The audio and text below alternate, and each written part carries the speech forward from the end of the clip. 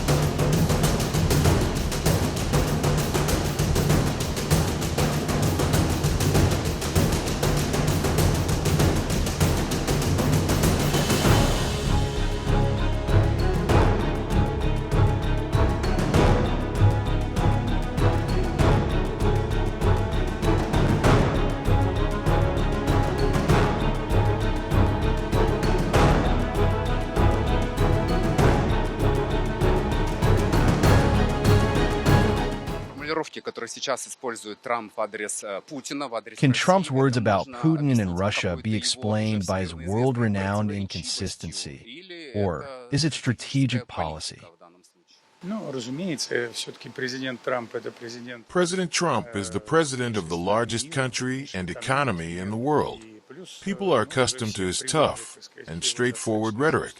At the same time, he reaffirms his commitment to contributing to a peaceful settlement.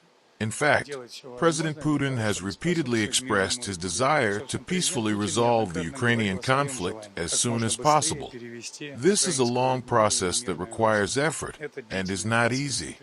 Washington is likely realizing this more and more. I recall the first and only meeting between Russian President Vladimir Putin and former U.S. President Joe Biden. There were no documents to be signed at that meeting. The purpose of the meeting was for Russia and the United States, the two leading powers, to sit down and talk on the eve of an obviously dangerous development of events. Is such a meeting with Trump possible in this format? Or does it have to be prepared? It is possible and will eventually happen. It is necessary. It may also be necessary to revise some major agreements that will be reached after much work has been done. But that time has not yet come. This work has yet to be done. Russia is ready to move quickly. The main thing for us is achieving our goals. Our goals are clear and obvious. They do not change. However, the process does not depend on us alone. It's impossible to ignore the fact that Trump began sending signals to Putin and Russia shortly after their last phone talk. At that time, Putin said that Russia would not waver from its principles regarding Ukraine. How difficult was that conversation? What was its tone and atmosphere like?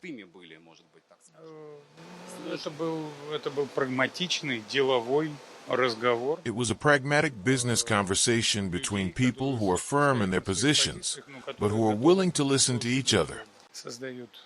The EU countries are creating an enemy for themselves.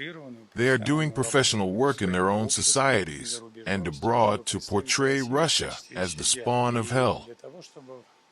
In order to ensure the continuation of the war and suppress Russia, there is a discussion about who will pay for the holiday.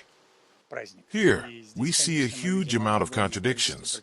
First, it is announced that an agreement has been reached, and that the Europeans will pay, and that the business will now be in favor of the Americans. The Americans are producing and dispersing their industry, creating jobs for their economy. They get paid for it. Europeans purchase weapons and, under NATO's coordination, supply Ukraine with the quantity and type of weapons they deem appropriate. The aim is for these weapons to be used against Russia. The next day, however, we hear that Italy doesn't want to pay, followed by France and the Pacific. They say, but we have our own programs. We'll do it our way. The French say they will produce their own weapons in Ukraine. This shows deep contradictions. Thank God, anti-Russian and militaristic ecstasy have not found common ground yet. However, the trend is very bad and dangerous. We see it, take it into account, and proceed accordingly when making our future plans. Germany is the only country now that is actively going to pay for these supplies. Why? Have they gone completely crazy over there? As soon as Germany realizes that it will have to pay for virtually everything single-handedly, that's when the trouble starts. Germany is one of the largest world economies. Germany is the economic locomotive of Europe. But this locomotive cannot bear such a financial burden alone. It'll break down.